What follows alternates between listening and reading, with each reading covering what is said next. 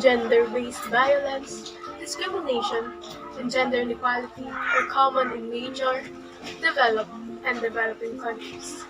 Domestic abuse, neglected human rights, and others. What caused them and what continues to propagate them? More importantly, what can be done to address these rampant issues?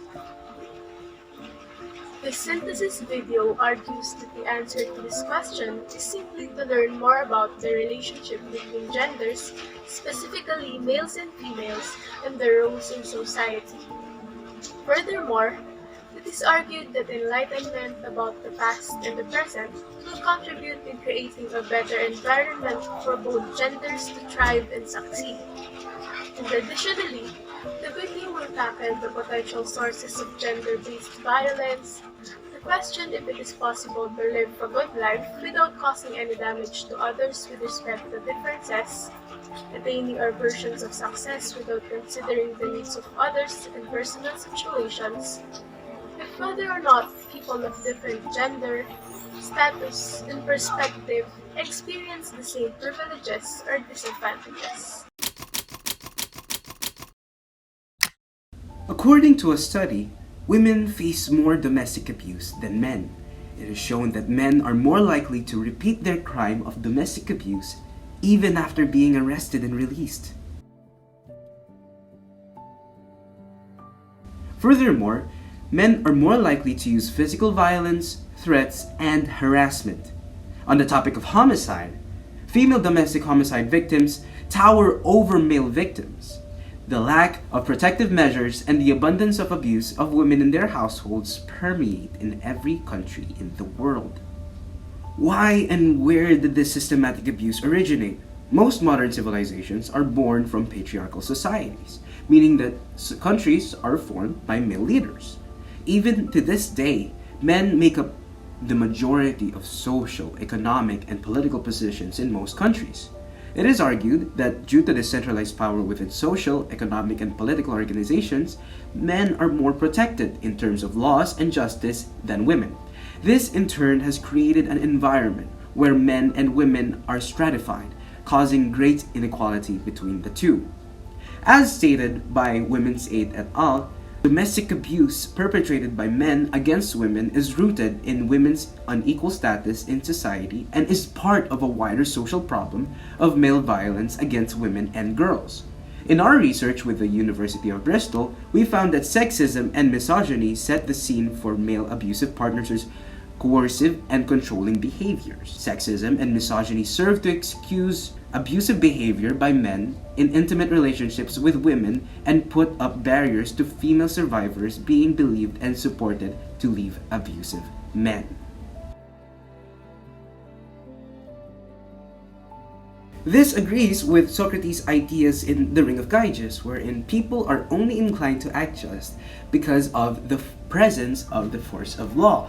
Without the force of law, people will always act unjustly because they're free from suffering injustice themselves, i.e. getting arrested and tried.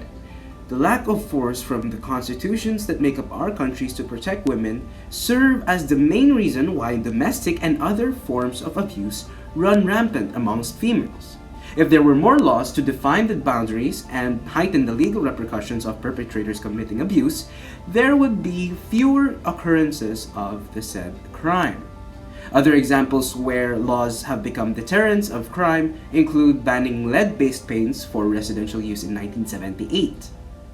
According to WHO, lead is a harmful and toxic material that affects multiple body systems, especially in young children. When laws were made to reduce the use of lead in products by manufacturers, residential use of lead-based products dropped significantly, specifically paint, to emphasize the increased risk of detection, reduction of rewards for offending, and increased difficulty of enacting a crime effectively deter possible perpetrators. In this light, it is argued that one of the major solutions to gender-based abuse is the generation of new and comprehensive laws that protect women from abuse, make safer environments for women, provide descriptive prevention measures, and other deterrents for abuse. According to Socrates, injustice is good because it benefits you. and experiencing injustice is terrible because you're at a disadvantage. But people have morals. Usually, people won't do injustice for the sake of others. But what if it comes to the point where one needs to choose between themselves and others' welfare? Theoretically, men pursue success despite others' feelings. And some women fear success because they think of others' opinions. So, is it better to focus on individual success or others' benefit? Seek success individually or work with others? Ideally, men should strive for triumph independently, and women, being the empathic individuals they are, function better with others. Now, both seem the exact opposite of each other. But which is more beneficial to you? In the work entitled Woman's Place in Man's Life Cycle, Carol Gilligan pointed out that society sees masculine behavior as the norm. On the other hand, women's attachment is treated as a developmental failure. Gilligan contends that while there are differences between the sexes, these differences shouldn't give the impression that women are less valuable than men. According to Moss, men and women have unique personalities. Men frequently adhere to a right-based morality and hierarchically organized social interactions. Women prioritize caring for others, being sensitive and having a responsibility to them. Therefore, Gilligan distinguishes between the several stages of female development. Although both systems are equally valid, she does not assert that one is superior. We can only develop morally to the fullest extent of our human potential by merging these complementary male and female inclinations. Individuation is a path to societal success, whereas women's moral concern is a weakness.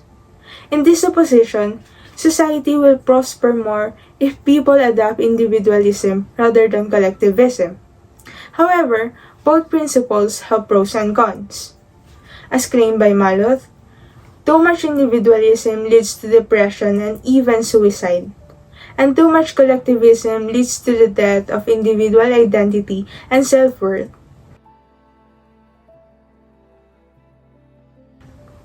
Instead of figuring out which is better to adopt, a balance between the two is wiser. Sometimes, a difference in ideology is also essential to complement the lack of the other. As a student, the curriculum comprises group work and individual tasks. Frequently, independence is needed to learn and grow more, but working with others gives more perspective and knowledge. It is natural for people to prioritize themselves, but the concepts of good and evil are embedded in people's conscience. Kindness comes in different forms, and one's principle can be equally with others. To believe that masculinity is defined by strength and independence is toxic, the same as thinking that women should be caring and feminine. Some say that people should consider others in making decisions, but if there are no options, several people disregard this to survive and act selfishly. This is true for the people in low income classes. Most don't have the luxury to consider right from wrong. Life is difficult, but that doesn't justify wrongdoings and injustice. Humans should act accordingly. Agreeing to Gilligan's assertion, gender determines one's function in society since men are more inclined toward independence, individuation, self-achievement, and rational morality. In contrast, women are more inclined towards intimacy, relationships, socialization, and caring morality. Humanism is a philosophy that you should be a good guest at the dinner table of life. This quote from the British philosopher A.C. Grayling left question to the audience. But what did he really mean by that? It is argued that he refers to the Humanism Act being characterized by how and what people would want to see themselves doing. In this life, you must be the one committing good acts because all eyes watch your every step and movements. And it makes sense because in this world, you have freedom. You are the owner of your life and all the things you own. But it doesn't mean that you'll act and do whatever you want and be free from any consequences.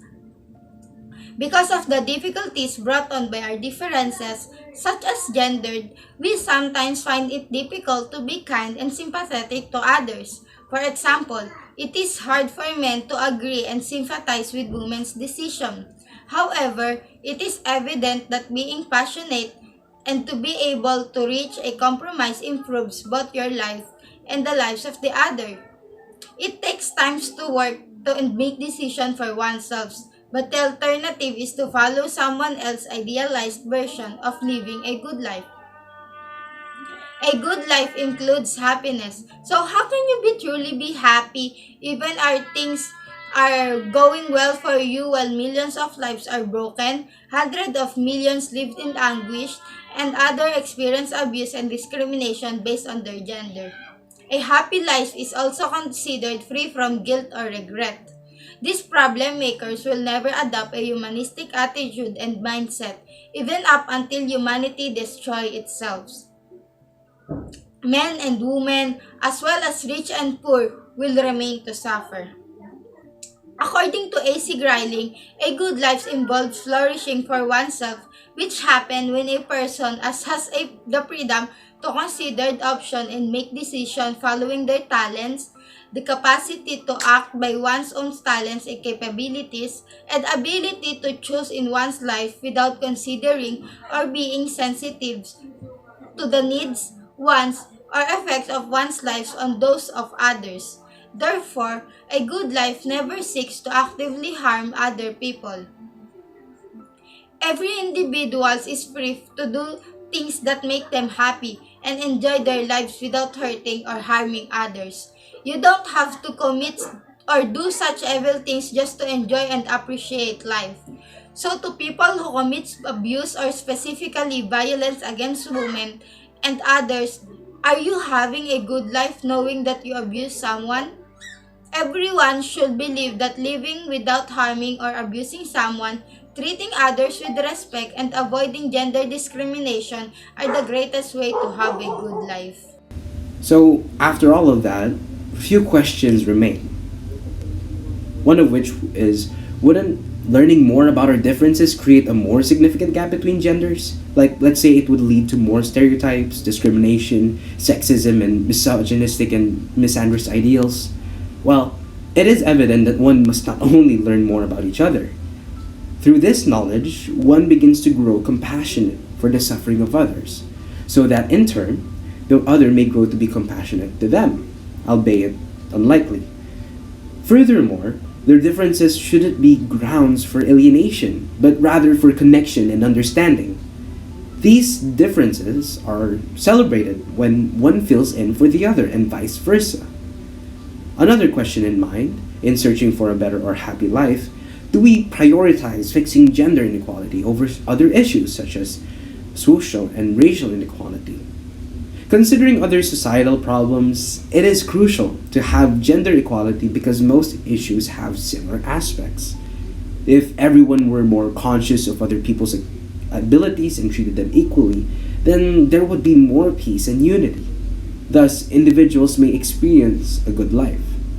Without further impediments, we can start addressing other issues and assisting others. All things considered, this accumulation of knowledge based on the desire to create a better environment for everyone is worthwhile, and while effective, there is a lot more at stake. Would this framework of compassion and knowledge alleviate other social issues, such as overpopulation and war? Are compassion and understanding all it takes to create a better environment for everyone? And what else can you do to be kind and compassionate in our society?